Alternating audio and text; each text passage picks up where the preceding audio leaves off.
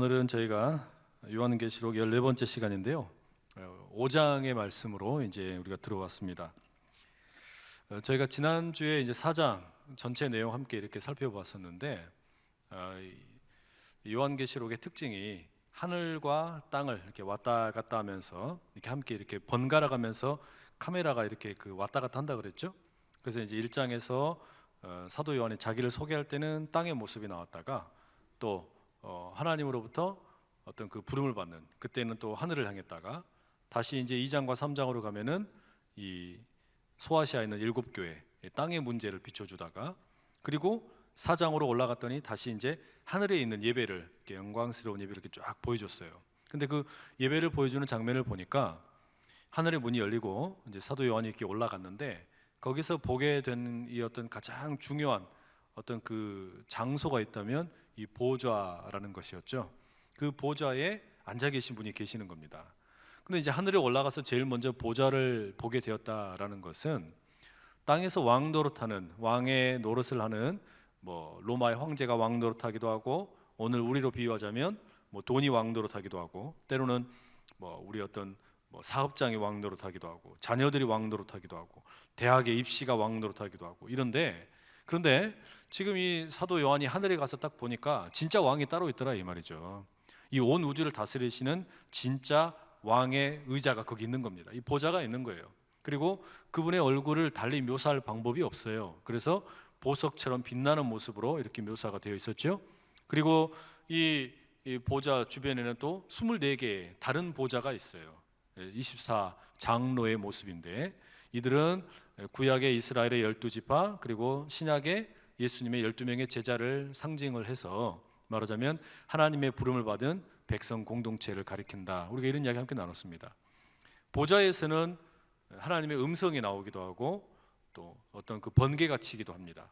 이런 어떤 하나님의 위엄이 쫙 펼쳐지니까 그 앞에 바다가 있는데 그냥 이 어떤 거울처럼 수정과 같이 잔잔한 모습으로 있는 거예요. 본래 이 바다는 하나님에 대해서 대적을 하고 또 까불고 어떤 하나님에 대해서 어떤 배신하는 이런 어떤 세력인데, 그 보좌의 위엄 앞에서, 그 아우라 앞에서 조금도 꼼짝을 못하고 그냥 얼어붙어 있는 겁니다. 고요한 거죠. 말하자면 세상에서는 왕 노릇하던 그 바다 출신의 뭐 바다의 어떤 짐승, 뭐 이런 어떤 바다의 어떤 사탄의 조종을 받는 그런 세력들이 뛰놀고 난리를 치지만, 하나님의 보좌 앞에서 그 음성이 딱 들리니까 어떻게 되는 거예요? 꼼짝도 못하는 거예요. 이제 그런 모습을 함께 봤죠. 그런가 하면 거기는 또 네 생물이 함께 있었죠. 뭐 사자의 모습을 하고 있고, 또 송아지의 모습을 하고 있고, 또 사람의 얼굴의 모습을 하고 있고, 독수리의 모습을 하고 있는, 말하자면 그것은 이 복음의 다양한 면모를 보여주는데, 사자의 용맹함도 있고, 송아지의 인내와 희생도 있고, 그리고 사람의 지혜도 있고, 그리고 이 어떤 독수리의 어떤 비전, 소망도 있고, 이런 모습으로 다양하게 나타나는 그 복음의 면모를 이렇게 보여줍니다. 그런데 이 네 생물과 그러면 24장로가 뭐 하냐? 보좌의 주변에서 이들이 하는 일은 예배하는 일이었잖아요. 그죠? 이들은 밤새도록, 날이면 날마다 세세토록 영원하신 분에게 거룩하다, 이렇게 예배를 올려드렸단 말이에요. 그게 이 사도 요한이 하늘에서 보게 된 모습입니다. 그러니까 우리가 천국에 가서 하게 될 일이 뭐라는 겁니까? 예배 드리는 거예요. 예배. 그러니까 지금 여기 이 땅에서 우리가 예배 드리는 게 막 지겹고 따분하고, 예배 그러면 벌써 막 그냥 스트레스가 쌓이고 막 졸음이 쏟아지고 막 이러면 어떻게 되는 거예요? 천국에 갈 것을 심각하게 고민을 해봐야 돼요. 내가 천국에 가야 되냐 말아야 되냐 진지하게 고민을 해보셔야 된단 말이에요. 네? 그러니까 우리가 천국에 가면은 나는 예배하러 천국을 가는 거다. 그 보좌에 앉아 계신 분을 예배하러 가는 거다. 이제 그런 이야기를 우리가 함께 나눴습니다.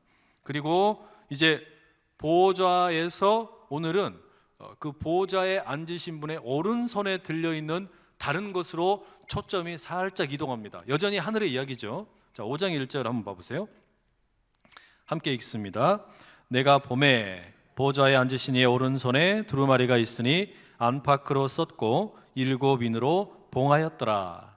오늘 이제 이 하늘에서 이 카메라 앵글이 초점을 잡고 있는 것은 이 보좌와 그 주변에 있던 24 보좌, 24 장로와 네 생물에서 그들이 드리는 예배에서 이제는 그 보좌에 앉으신 분의 오른손에 있는 두루마리, 그냥 요즘으로 쉽게 이야기하자면 책입니다, 책. 근데 옛날에는 이런 어떤 그 책의 모습이 두루마리 형태로 이제 갖추어져 있었잖아요. 그래서 뭐 우리가 사극 같은 거 보면은 막 딸그락 말 타고 와가지고 막 그 두루마리를 딱 꺼내가지고 어명이여 해가지고 죄인 모시기는 받아라 뭐 이러면서 이런 거 있잖아요. 그런 것처럼 그 두루마리가 이 보좌에 앉으신 분의 오른손에 있습니다. 근데 이 두루마리의 모습을 보니까 안과 밖으로 글자가 빼곡하게 적혀 있고 이 두루마리가 7개의 봉인이 되어 있는 거예요. 봉인되어 있는 거 여러분 그 무슨 뭐 인비로 뭐 보내주십시오 이럴 때 우리가 보통 들어보잖아요. 그러니까 실 처리를 해놓은 겁니다. 이거 아무나 뜯어보지 못하게, 이거는 해당하는 사람만, 이것은 자격이 있는 사람만 열어볼 수 있는 편지입니다 또는 어떤 문서입니다 이런 걸 보여주는 게 그 인비 처리된 거 아니에요? 마치 그런 것처럼 이 두루마리가 되어 있는 거예요. 자, 자세한 내용은 조금 이따가 살펴보기로 하고 2절에서 4절까지 우리가 먼저 한번 좀 읽어봐야 됩니다. 2절, 그 책이 있는데 2절에 이런 내용이 나와요. 함께 읽어보시죠. 또 봄에 힘 있는 천사가 큰 음성으로 외치기를 누가 그 두루마리를 펴며 그 인을 떼기에 합당하냐 하나.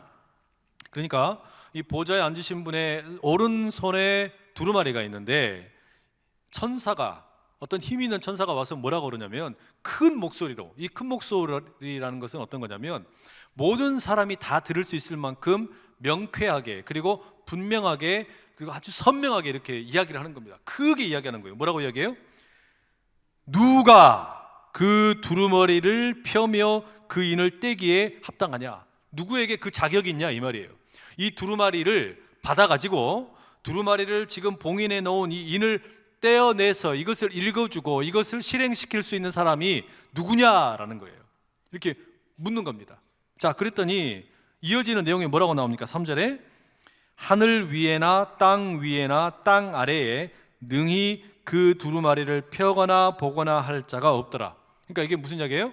이 두루마리를 받아가지고 이 봉인을 뗄 수 있는 자격이 있는 사람이 아무도 없더라는 이야기예요.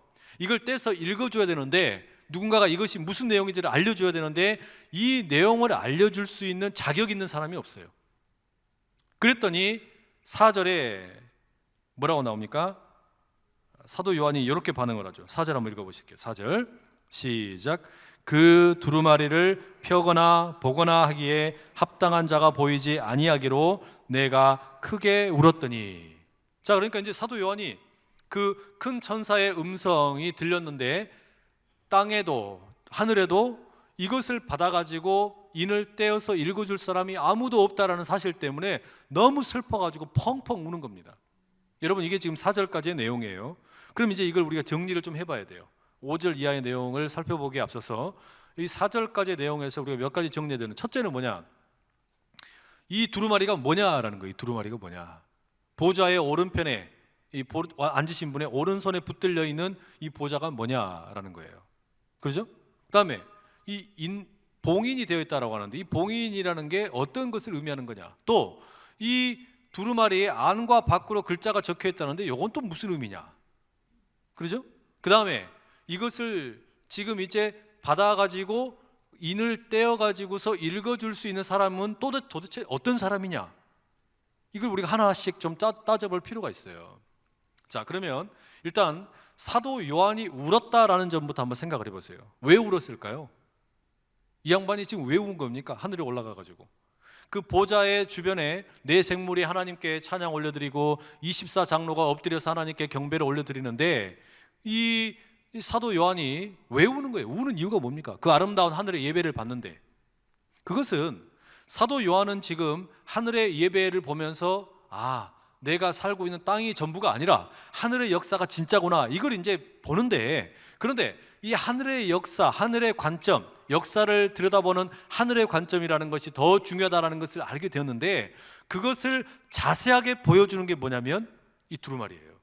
달리 말하면 지금 사도 요한은 2장과 3장에서 이 땅에 소아시아에 있는 7교회가 믿음을 지켜야 되냐 말아야 되냐, 우리가 예수 그리스도를 믿는 이 믿음을 계속해서 붙잡아야 되냐 말아야 되냐, 이것 때문에 막 흔들리는 그런 교회의 상황을 봤잖아요. 그러니까 이 신앙이 지금 흔들리는 사람들에게 여러분 계속해서 신앙을 붙드셔야 됩니다. 이 믿음이 절대로 변하면 안 됩니다. 이 격려를 해줘야 되잖아요. 그리고 약속을 들려줘야 되는데 그 모든 비밀이 어디 있다는 이야기예요?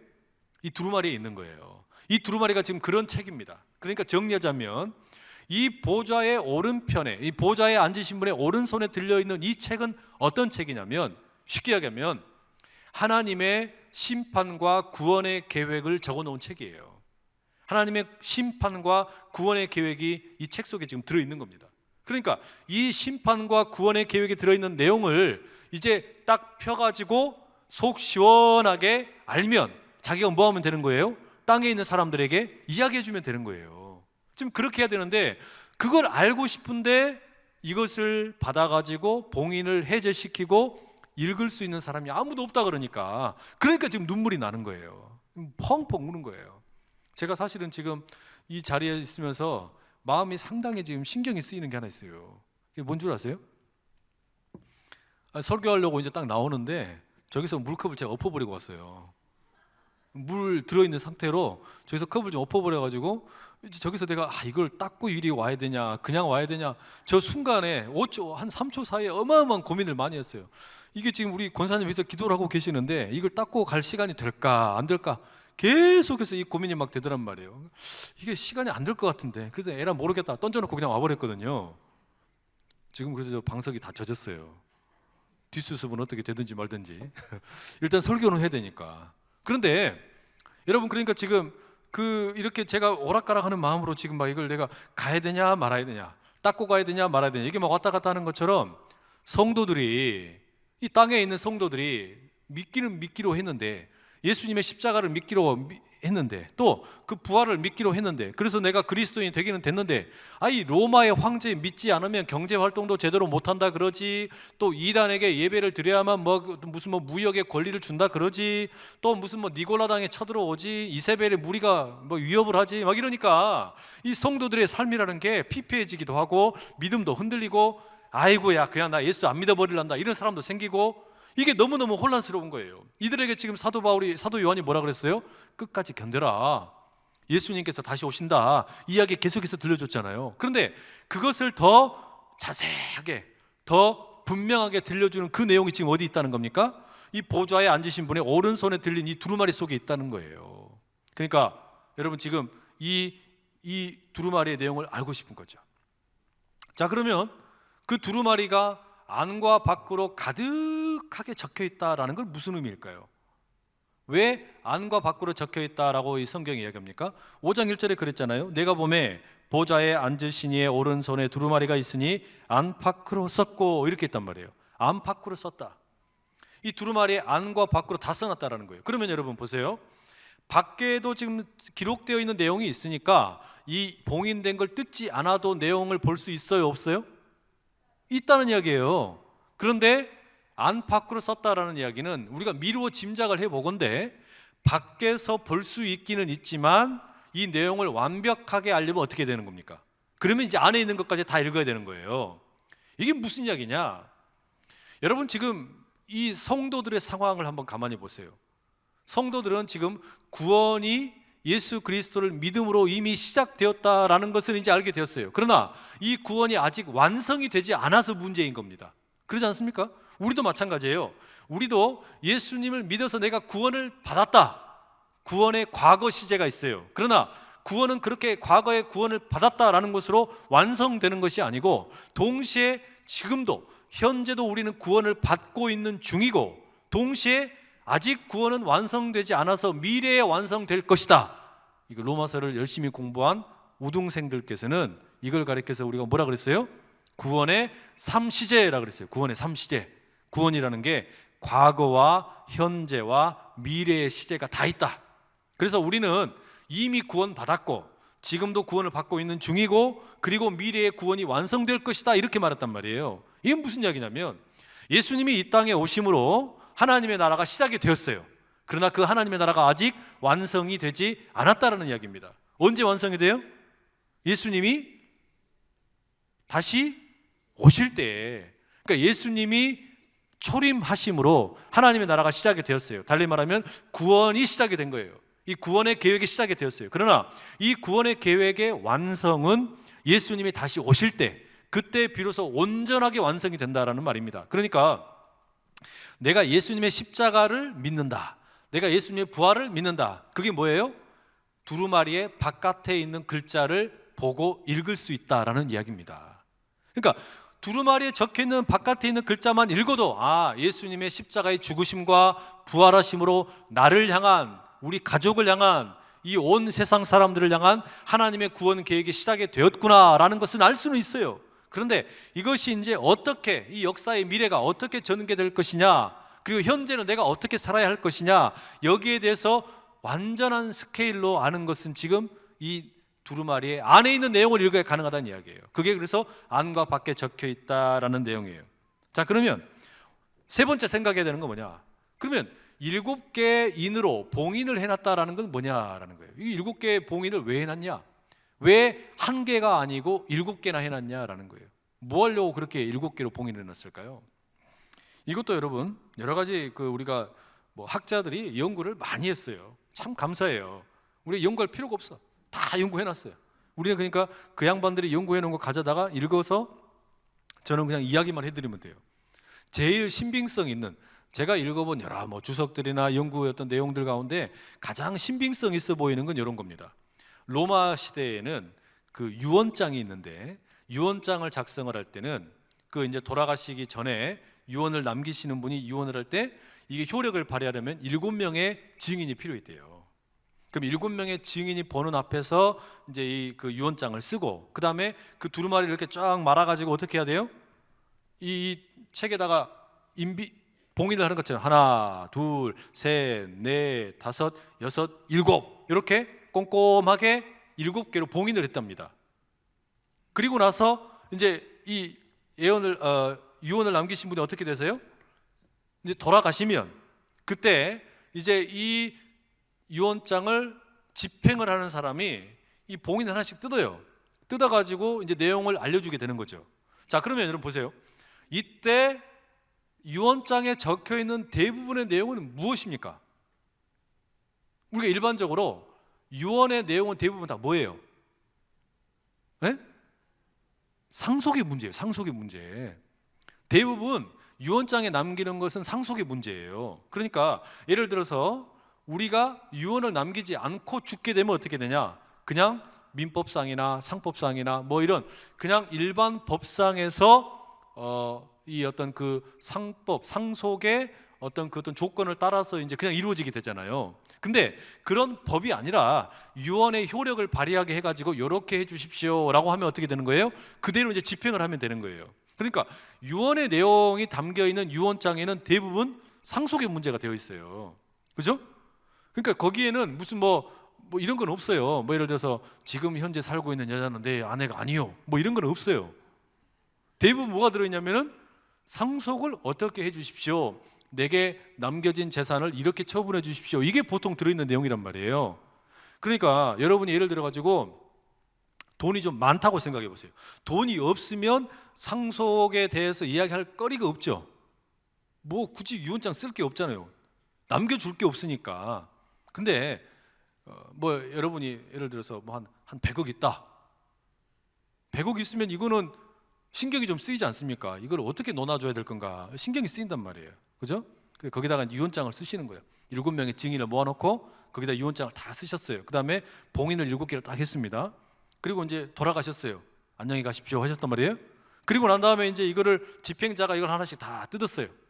뜯었더니 뭐가 나오냐? 상속의 내용이 나오는데 거기에 뭐라고 되어 있냐면 이 100억에 99억은 허연 목사를 줘라 이렇게 되는 거예요. 그리고 1억은 그냥 붕어빵 사 먹어라 이렇게 되어 있는 거예요. 감사합니다. 그러니까 그 상속의 내용이 그 유언장에 기록이 되어 있는 건데, 그럼 보세요. 이 지금 보좌에 앉으신 분의 오른손에 붙들려 있는 두루마리가 유언장과 비슷한 모양이다라는 것은 무슨 이야기일까요? 예수님이 십자가에 죽으셨잖아요. 죽으신 예수님의 유언장이에요. 유언장. 말하자면. 자, 그러면 예수님이 죽으실 때 남겨주신 게 뭐냐? 하나님의 나라라고 하는 유산을 남겨주신 거예요.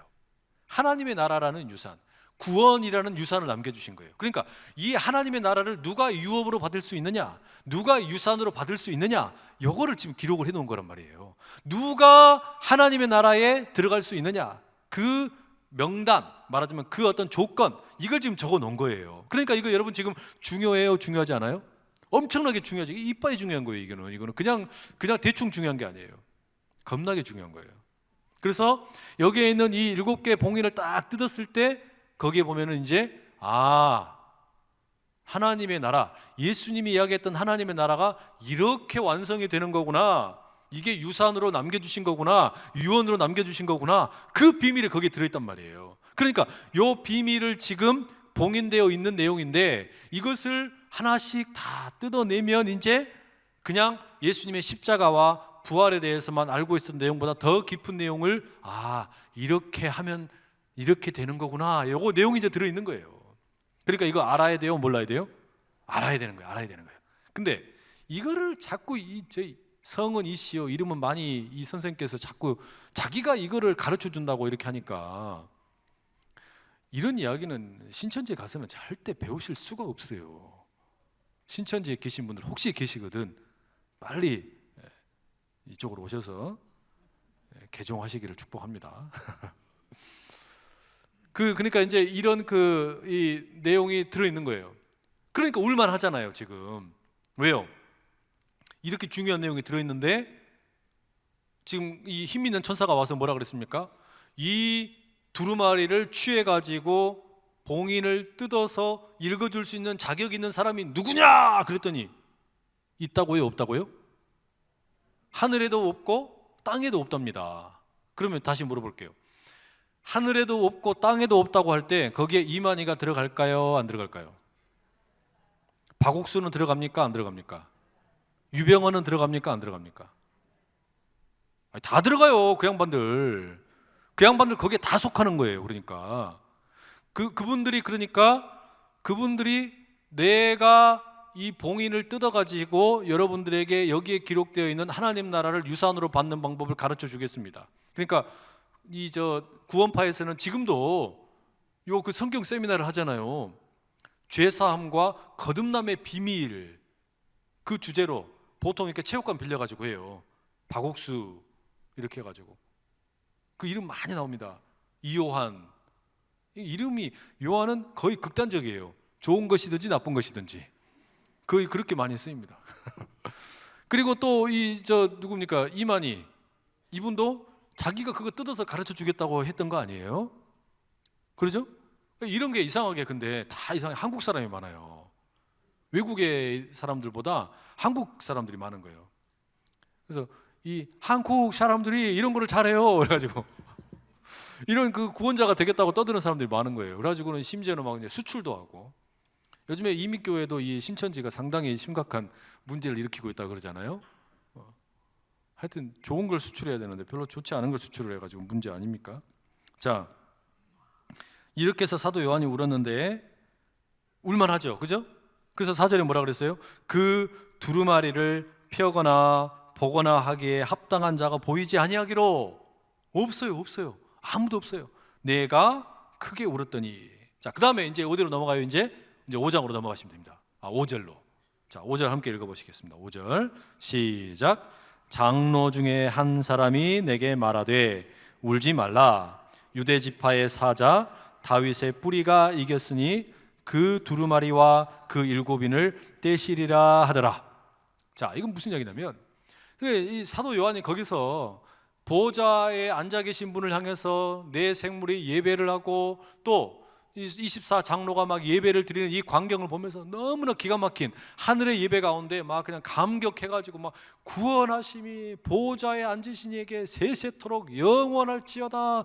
거룩하신 분이시여. 막 이렇게 하면서 예배를 드리는 그 광경 앞에 완전히 그냥 황홀함에 빠져 있었는데, 그런데 이 두루마리를 취해가지고 이 인을 떼어내가지고 하나님의 나라를 유업으로 받는 이 비밀에 대해서 알려줄 사람이 아무도 없는 걸 보고서 펑펑 울어버린 거예요. 그러니까 상상해보건대 이런 것 같아요.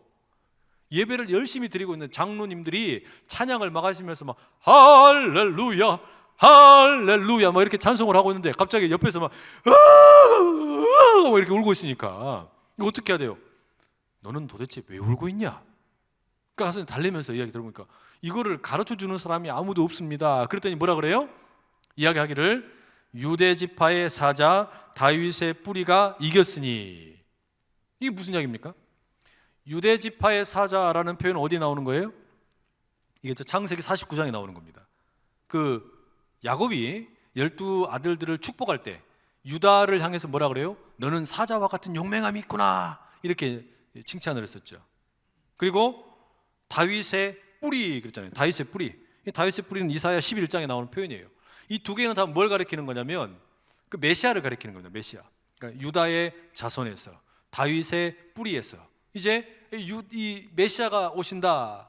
구원자가 오신다. 진정한 구원자가 오신다. 우리의 모든 억울함을 풀어주시고 하나님의 나라가 온전히 임하게 하실 그 승리자, 그 이기게 하실 그런 어떤 메시아가 오신다. 요걸 지금 이야기한 거 아니에요? 그것이 그러니까 말하자면 이 한 장로님이 뭘 이야기해 준 겁니까?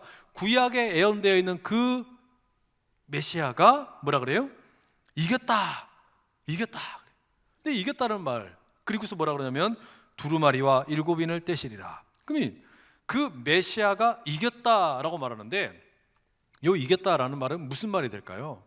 이제 예수님을 가리키는 거잖아요. 그죠? 여기서 뭐 이게 이만희를 가리키는 건 아니에요. 그죠? 다른 누구를 가리키는 건 아니고 예수님을 가리키는데 이게 무슨 의미냐? 이겼다라는 게. 여러분 보세요. 예수님이 십자가에 죽으셨기 때문에 유언장을 남긴 거 아닙니까? 그죠? 그런데 유언장을 남기셨던 분이 이겼다. 뭘 이겼다는 거예요? 죽음을 이겼다는 거지. 죽음을 이겨버렸기 때문에 이 유언장을 남기셨던 분이 직접 이제 뭐 하시는 겁니까? 유언장의 내용을 보여주겠다라는 얘기죠. 유언장의 내용을 직접 보여주시겠다라는 거예요. 본래는 어떻게 되는 거예요? 이 유언장을 남기신 분은 돌아가셨으면 그 유언장에 받을 사람들을 모아놓고 이제 누군가가 풀어줘야 되는데 지금 무슨 일이 벌어진 겁니까? 유언을 하셨던 분이 돌아가셨는데 다시 부활하셨어요. 그러니까 그분이 직접 뭐 한다는 이야기입니까? 이 유언장에 기록되어 있는 그 두루마리를 취해다가 봉인을 해제시키고 내용을 읽어주겠다. 그 이야기는 그분이 이것을 읽으실 때 그 내용이 즉각적으로 효력이 발휘된다는 내용이기도 하는 거죠. 그죠? 왜냐하면 유언장을 읽는다라는 것은 유언장에 기록되어 있는 내용이 곧 실제가 된다라는 이야기예요. 그죠?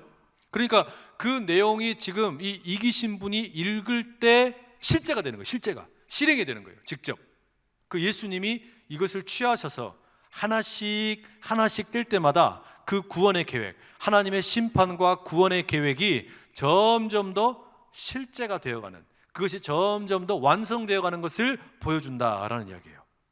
아, 이거 얼마나 기쁜 일입니까? 그러니까 우리가 짐작하건대 이제 요한계시록에 나오는 이야기에서는 자연스럽게 이 봉인 떼는 이야기가 나올까요? 안 나올까요? 이제 여기 나오는 거예요. 그래서 7개 인을 떼는 이야기가 나옵니다. 인을 하나씩 뗄 때마다 일이 벌어져요. 하나를 떼면은 무슨 일이, 두 번째 인을 떼면 무슨 일, 이렇게 하면서 거기에서 구원의 계획이 감춰져 있던 것이 짠짠짠짠짠짠 펼쳐진다는 말이에요. 이게 얼마나 드라마잖아요. 드라마. 이게 하나 떼는 게 뭐예요? 1화, 2화, 3화. 벌써 7개 만드는 거예요. 그러면 뭐 드라마 찍기 참 쉽게 만들어놨어요. 아주 그냥 이 요한계시록이 그렇게 아주 그냥 이 TV 드라마보다 더 기가 막힌 작품이에요.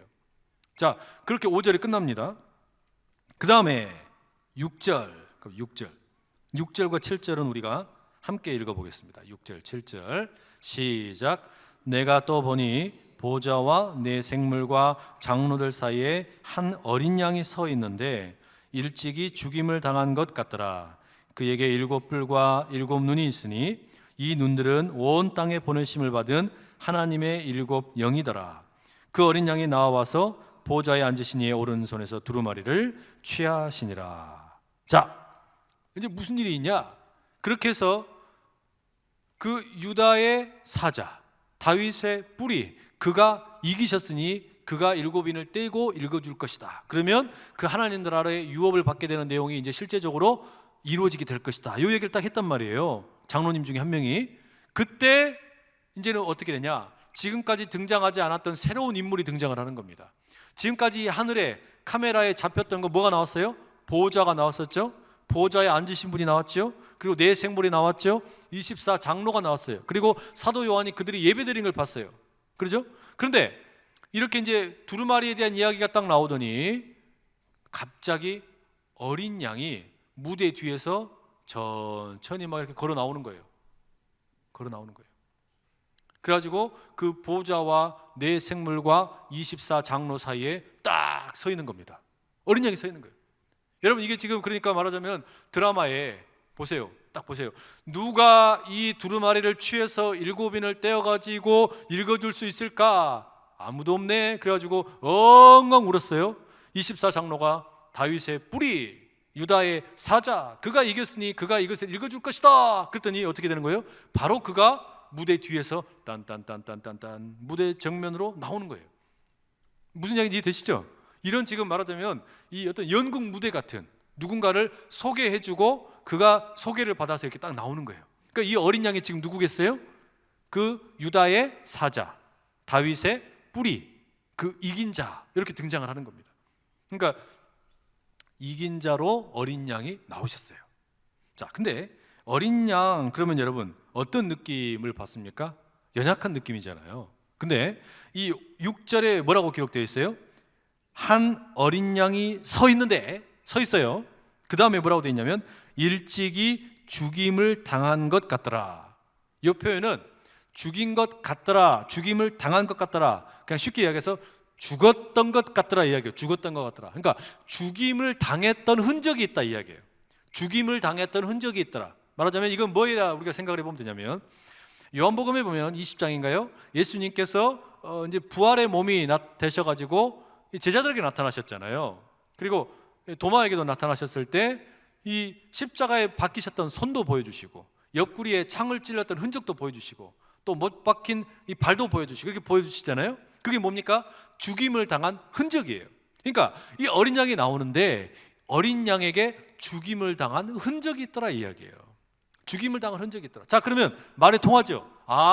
저 어린 양이 죽임을 당했었는데 이기고 사망 권세, 죽음을 이기고 부활하셔서 이긴 자가 되셔서 바로 그 유다의 사자이며 다윗의 뿌리가 되시는 분이구나, 메시아이시구나, 그 예수님이 그분이구나. 이거를 지금 여러분 이 요한계시록을 읽는 사람들은 이게 이제 딱 떠오를까요, 안 떠오를까요?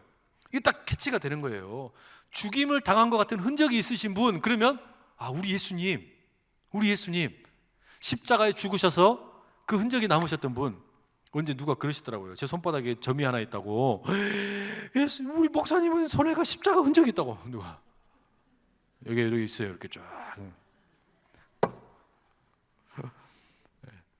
이건 그 흔적 아니고요, 그냥 점이에요, 점. 하여튼 그런 예수님의 십자가에 죽으신 흔적이 있더라는 거예요. 그러니까 이기신 예수님. 그럼 보세요. 이 어린 양에 대한 이미지는 크게 보면 두 가지입니다. 하나는 출애굽 당시에 6월절의 어린 양, 6월절에 우리를 대신하여 죽음의 사신을 넘어가도록 했던 그 6월절에 피 흘린 어린 양이 있고, 또 이사야 53장에 보면 뭐가 나와요? 그는 실로 우리의 질고를 치고 우리를 대신하여서 고통을 당하였다. 그 어린 양 창가가 나오잖아요. 그죠? 그 어린 양의 이야기, 이걸 관통하는 그 어린 양의 이미지가 또 쭉 나오는 거예요. 그러니까 사도 요한이요, 참 이 그 어떤 구약 성경에 대해서 아주 박식한 사람이에요. 특히 이 요한계시록은 특히나 지금 제가 자세히 설명을 안 드렸지만 다니엘서와 아주 밀접하게 관련이 되어 있습니다. 다니엘서에 나오는 내용과 아주 깊은 관련이 있고 또 에스겔서하고도 비슷한 내용들이 많이 있어요. 다니엘이 봤던 환상과도 관련이 있는 내용, 오늘 내용 중에도 그런 게 있어요. 근데 이제 다 복잡해서 그런 거 막 이야기하면 너무 복잡하니까 다 빼버리고 그냥 여하튼 지금 그래서 이 요한계시록에는 구약 성경의 흔적들이 잔뜩 묻어 있는 겁니다. 자, 그래서 그 어린 양이 이렇게 딱 등장을 했어요. 어린 양이 이제 터벅터벅 걸어 나오는데 그 십자가에 죽으셨으나 부활하신 그 죽음의 흔적이 있는 그 예수님이 딱 나타나신 거예요. 그래가지고 뭐 하시는 겁니까? 7절에 보면 어떻게 돼 있어요? 그분이 터벅터벅 걸어가셔요. 근데 그 앞에 6절에 보면은 이 어린 양에 대한 묘사가 나옵니다. 이 어린 양에 대해서 뭐라고 묘사가 나오냐? 그에게 7 뿔과 7 눈이 있으니, 이렇게 나오죠. 그죠? 뿔이 7개가 있대요. 양에게 뿔이 7개가 이렇게 막 있는 거를 여러분 막 그 실제적으로 양에게 뿔이 7개가 어디 있어 막 이렇게 생각을 하셔서 이건 거짓말이야 이렇게 이야기하시면 곤란해요. 이런 건 다 뭐예요? 이건 비유적인 표현으로 이야기한 거죠. 지금 환상 가운데 하늘의 장면을 본 거니까. 그러면 뿔이라는 것은 보통 여러분 어떤 겁니까? 이 그 뭐 사슴들이 뿔 가지고 막 싸우죠. 이때 이 뿔은 뭡니까? 힘이죠, 힘. 그래서 이 어떤 그 사슴 녹용 뿔 아닙니까? 그거 막 먹으면 우리도 막 힘 막 불끈불끈 막 하고 막 그러잖아요. 근데 그 힘을 상징하는 게 뿔인데 뿔이 7개가 있대요. 그게 무슨 이야기예요? 7이라는 완전수를 사용했다라는 것은 완전한 힘이 있다, 온전한 힘이 있다, 능력이 있다 이런 의미예요. 그죠? 그러니까 죽음을 이기실 만큼 온전한 힘. 말하자면 정말 보잘것없어 보이는 어린 양인데, 그래서 죽임을 당한 흔적이 있는 어린 양인데 그에게 뭐가 있는 거예요? 진짜 힘이 있는 거예요. 진짜 힘이. 연약해 보이는 그 어린 양에게 진짜 힘이 있더라 이야기예요. 그리고 그 7뿔을 가지고 있을 뿐만 아니라 7개의 뭐가 있습니까? 눈이 있어요. 그러니까 눈이 7개 달리면 얼마나 징그러워요. 막 눈이 이렇게 막 달려 있으니까. 근데 그렇게 보면 안 되고 이 7눈을 가리켜 뭐라고 이야기했어요? 이 눈들은 온 땅에 보내심을 받은 하나님의 7영이더라. 이 눈을 하나님의 영, 쉽게 이야기하면 뭐예요? 성령. 성령은 늘 요한복음에 특히 그런 표현이 잘 나오죠. 이 그리스도의 영이에요. 그리스도의 영. 성령을 통해서 우리가 예수 그리스도를 알게 되지 않습니까? 성령께서 함께 하실 때 우리가 이 성경을 읽을 때 이걸 깨닫게 되고, 예수님이 정말로 그리스도이시구나, 예수님이 어린 양이시구나, 예수님이 십자가에 죽으셨으나 부활하셔서 이 두루마리를 붙들고 이것의 7인들을 떼시고 구원의 계획을 나에게 밝히 보여주시는 분이구나, 이걸 알게 해주시는 분이 누구예요? 이게 성령이에요. 성령. 그러니까 그 성령의 어떤 그 이 세상을 감찰하심을 보는 분이에요. 그게 예수님이란 말이에요. 그러니까 이 이야기는 뭐냐면 이 어린 양으로 볼품없어 보이고 이미 죽었으나 다시 부활하신 이 예수님이 세상에 지금 고통당하고 있는 이 교회의 현실을 안다는 겁니까? 모른다는 겁니까? 안다는 이야기예요. 이 7눈의 이 성령이 가가지고 뭐 지금 주식시장이 어떻게 돌아가는가 보자 이런 거 보고 다니는 게 아니에요. 부동산이 어떤가 보자, 어디가 지금 투자하면 돈 많이 벌까 보자, 이게 지금 성령이 하시는 일이 아니고 성령께서 지금 이렇게 오셔서 보시는 게 뭘 보는 겁니까? 이 땅에 하나님 뜻대로 살려고 하는 사람들, 예수의 제자들, 그들이 이 땅에서 믿음으로 살려고 하는데 핍박당하고 어려움 겪고 있는 그 현실을 어떻게 하는 거예요? 다 눈여겨보시는 거예요. 그걸 카메라로 다 찍으시는 거예요. 그리고 그거를 예수님에게 고스란히 보여주시는 거예요. 예수님, 이걸 한번 보십시오. 저와 땅에 살아가고 있는 사람들 가운데 예수의 십자가 그리고 그 부활의 능력을 믿고 살아가는 사람들이 이렇게 살아갑디다. 저들이 저렇게 힘들게 살아갑디다. 저들에게 뭔가 위로가 필요하지 않겠습니까? 그러니까 저들에게 그럼 뭘 보여줘야 되는 거예요? 이 두루마리에 감추인 구원의 비밀을 알려줘야 되는 거예요. 저들이 흔들리지 않도록 예수 믿고 살고 있는 저 소아시아의 7교회 에서보드 사빌라, 저들이 저렇게 살아가다가 배교자가 되지 않도록, 믿음을 포기하지 않도록 주님 붙들고 살아갈 힘과 능력을 다시 한번 우리가 강화시켜줘야 되지 않겠습니까? 그러니까 여러분 보세요. 이 보좌를 주변으로 해서 이를테면 성부, 성자, 성령께서 지금 함께하고 계시는 거죠. 삼위일체 하나님께서 뭐하고 계시는 거예요? 성령께서 땅을 그냥 이렇게 돌아보시면서 그 연약하게 힘겹게 신앙을 붙들고 살아가고 있는 이들을 다 돌보시고 바라보시고 그 모든 내용을 예수님이 보실 수 있도록 안내해드리고, 예수님은 그걸 보고 지금 어떻게 되는 겁니까? 7절에 있는 표현을 보면 보좌 위에 앉아 계시는 분 하나님께 나아가는 겁니다. 하나님, 그 두루마리의 비밀을 이제 우리가 저 사도 요한에게 알려줘야 되지 않겠습니까? 그리고 저가 돌아가서 저 땅에서 지금 궁핍함 가운데 있는 저 믿음의 사람들에게 구원의 계획을 알려줘야 되지 않겠습니까? 지금 이 말하자면 천상의 그런 어떤 삼위일체 하나님의 어떤 그 땅에 있는 교회를 향한 관심, 땅에 있는 성들을 향한 관심을 우리가 읽을 수가 있는 거예요.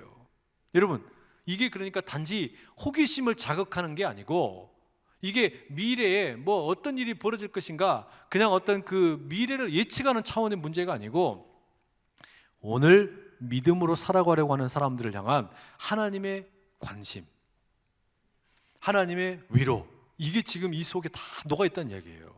오늘 여러분이 내가 믿음으로 살아야 할 것인가 말 것인가, 일터에서 고민하고, 가정에서 고민하고, 또 사람들과의 관계에서 고민하고, 이런 거를 지금 삼위일체 하나님이 다 보고 계시는 거예요.